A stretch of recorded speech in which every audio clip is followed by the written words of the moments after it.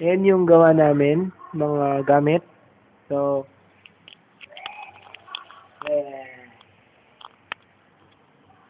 so yun kami. So, ito yung program namin. So, ayan siya. Ayan siya.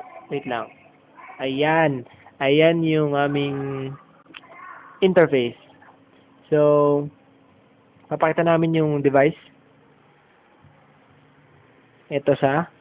So, ito yung nag-accept ng snare for now. Tsaka ito yung temporary hi-hat.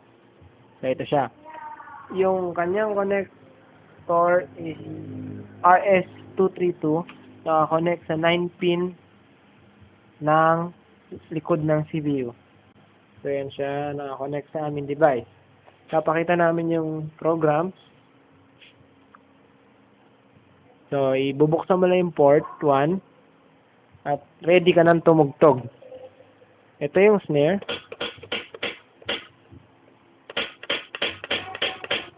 Ito yung hi-hat.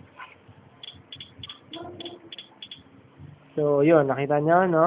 Temporary pa lang yung hi-hat kaya medyo ganun. Live wire kasi. So, testing namin.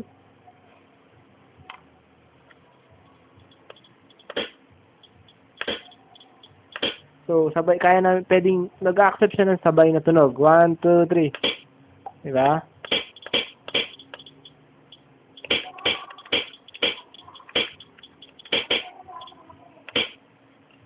Diyan ka.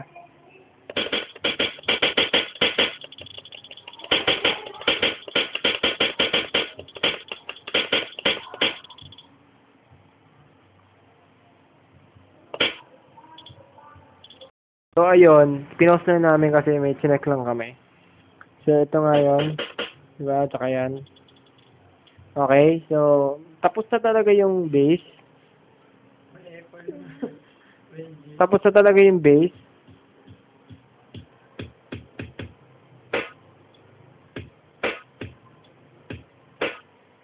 So, wala lang yung device. So, yun. To be continued. Goodbye.